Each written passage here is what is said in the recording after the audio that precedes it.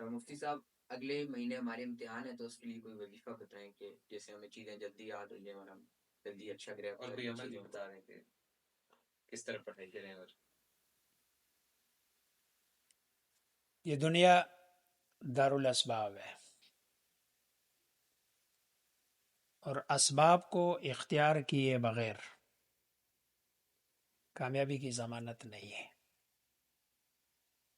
اللہ تبارک و تعالی کے لیے ایسا ممکن ہے اور ایسا کر بھی سکتے ہیں کہ اسباب کے بغیر بندے کو کامیابی دے دے، لیکن فطرت کا دنیا کے لیے قانون یہ نہیں ہے.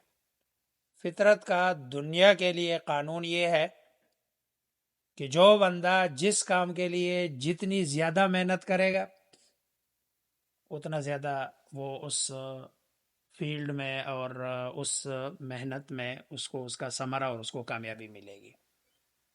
جیسے عربی کا ایک مقولہ ہے، من جد وجد، جو بندہ محنت کرتا ہے وہ پا لیتا ہے. ایک اور ہے کہ من طلب العلا سحر اللیالی، کہ جو بندہ اونچائی پہ جانا چاہتا ہے، پوزیشن لینا چاہتا ہے تو وہ راتوں کو جاگتا ہے. چنانچہ جو بندہ محنت کرے گا، اسباب اختیار کرے گا، اللہ تبارک و تعالی اس کو اتنا ہی نتیجہ دیں گے. لیکن اسباب کے ساتھ ساتھ رجوع الی اللہ، اللہ تبارک و تعالی کی طرف رجوع بہت زیادہ ضروری ہے. جیسے آپ نے پوچھا کہ بھئی جو ہے نا سبق کیسے یاد ہو جائے، اس کا تعلق حافظے کے ساتھ ہے. مثلا کہ ایک بندے کا حافظہ تیز ہو جائے، یاد بھی جلدی ہو، اور پھر جو یاد ہو وہ بندہ بھولے بھی نہ. تو اس کے لیے سب سے پہلا کام تو یہ ہے کہ گناہ چھوڑنا ہے، کیونکہ گناہ کی وجہ سے سب سے زیادہ اثر جو پڑتا ہے وہ حافظے پہ پڑتا ہے، کہ حافظہ کمزور ہو جاتا ہے.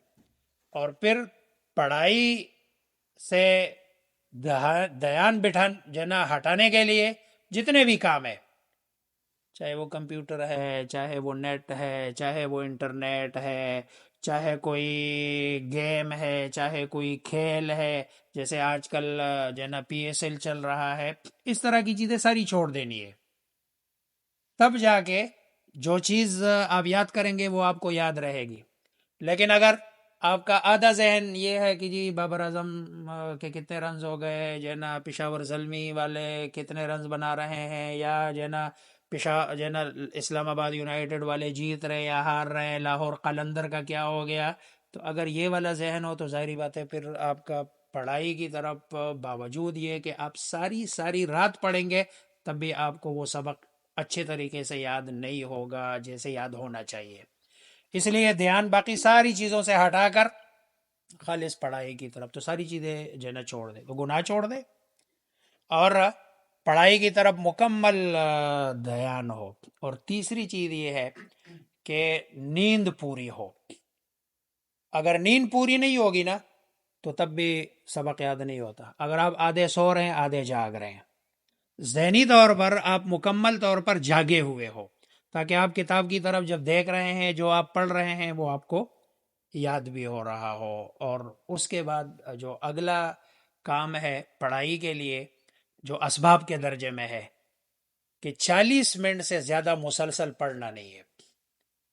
40 منٹ پڑھائی کے بعد 5 منٹ کا وقفہ دینا ہے ریلیکسیشن کے لیے. آپ نے ایک ٹاپک لیا، 40 منٹ آپ پڑھتے رہے اس کو مسلسل، آپ نے اس ٹاپک کو کور کر لیا اور 40 منٹ کے بعد آپ گئے. مطلب یہ نہیں ہے کہ اس کے بعد آپ نے جا کے کرکٹ کے میچ کے بارے میں پوچھنا، نہیں، آپ جا کے پانی پیے، تھوڑا سا جو ہے نا وہ چہل قدمی کر لے، اور یہ سارے اسباب اختیار کرنے کے بعد اب جو ہے نا رجوع الی اللہ ہو، اللہ تبارک و تعالی سے دعائیں مانگے.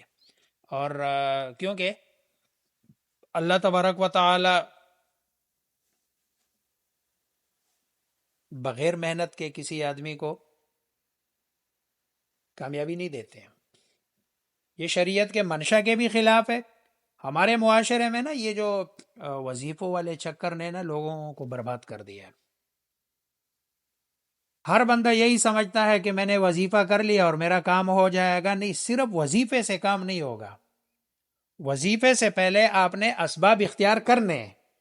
میں وظیفے کا انکار نہیں کر رہا ہوں، وظیفہ بہتر ہے، لیکن وظیفے سے پہلے جو اسباب ہے وہ آپ نے اختیار کرنے، جو بھی جس کے لیے سبب ہے. جیسے آپ رزق کی تلاش میں پہلے آپ جائیں گے، نوکری کریں گے، تلاش کریں گے، اور اس کے بعد پھر اللہ تبارک و تعالیٰ کی طرف رجوع کریں گے. لہذا یہ سارے اسباب اختیار کرنے کے بعد پھر اللہ تبارک و تعالیٰ کی طرف رجوع کر کے آپ نے اللہ سے مانگنا ہے، دعائیں مانگنی ہے. دعاؤں کی اپنی اہمیت ہے. بندہ محنت بھی کرتا ہے، اللہ سے مانگتا بھی ہے، تو یہ سب سے کامیاب آدمی ہے. اگر صرف دعائیں دعائیں کرتا ہے، محنت نہیں کرتا، یہ بھی ناکام ہے. اگر صرف محنت کرتا ہے اور اللہ کی طرف رجوع نہیں ہے، یہ بھی ناکام ہے. لہذا یہ دونوں چیزیں ملا کے پھر جو وظائف ہے ذہن کو تیز کرنے کے لیے، جیسے جنا بڑوں سے وظیفے سنے ہیں. مثلا ہر نماز کے بعد یہ سر پہ ہاتھ یوں رکھ کے 11 مرتبہ یا قویو پڑھنا، اس سے حافظہ تیز ہوتا ہے، اس سے ذہن تیز ہوتا ہے. لیکن وہ سارے اسباب اختیار کرنے کے بعد اسی طرح جو ہے نا رب اشرح لی صدری ویسر لی امری واحلل عقدۃ من لسانی یفقہ قولی، اس کا ورد کر دینا. اس سے بھی جو ہے نا حافظہ تیز ہوتا ہے، اضافہ ہوتا ہے علم میں. رب زدنی علما، یہ پڑھنے سے بھی جو ہے نا یہ بھی ایک وظیفہ ہے، اس سے بھی علم میں اضافہ ہوتا ہے، حافظہ تیز ہوتا ہے. اسی طرح یا علیم کا ورد کثرت کے ساتھ، خصوصاً جس دن پیپر ہو، اس سے پہلے بھی بندہ کرتا رہے، لیکن جس دن پیپر ہو اس دن یا علیم کا جو ہے نا ورد کرنا کثرت کے ساتھ. اس سے بھی جو ہے نا حافظہ تیز ہوتا ہے، اور جو یاد کیا ہوا ہوتا ہے وہ یاد رہتا ہے. اور پیپر سے پہلے جب آپ پیپر تب تک نہ کھولے جب تک آپ جو ہے نا اس سے پہلے 7 مرتبہ سورۃ الانشراح نہ پڑھیں. لیکن آپ کے پیپر کا چونکہ پہلا جو حصہ ہوتا ہے وہ آبجیکٹیو کا ہوتا ہے، دوسرا سبجیکٹیو. تو آبجیکٹیو کا جو ٹائم ہوتا ہے وہ اتنا تھوڑا ہوتا ہے کہ اس میں 7 مرتبہ سورۃ الانشراح بندہ نہیں پڑھ سکتا. اس لیے اس میں صرف رب اشرح لی صدری ویسر لی امری، رب اشرح لی صدری ویسر لی امری واحلل، رب اشرح لی صدری ویسر لی امری، یہ پڑھ کے 7 مرتبہ اور پھر اپنا پیپر کھول دے. اور دوسرے کے لیے پھر سورۃ الانشراح پڑھے، یا جو ہے نا پہلے حصے کے لیے 1 مرتبہ سورۃ الانشراح پڑھے اور دوسرے کے لیے 7 مرتبہ سورۃ الانشراح پڑھے، تو اللہ تبارک و تعالیٰ پیپر بھی آسان کر دے گا. لیکن اگر محنت نہ ہو اور بندہ کہتا ہے نہیں میں محنت کیے بغیر ہی جو ہے نا پاس ہو جاؤں یا پوزیشن لے لوں یا اچھے نمبر لے لوں، ایسا ممکن نہیں ہے. قانون فطرت بھی نہیں ہے اور شریعت کا منشا بھی نہیں ہے.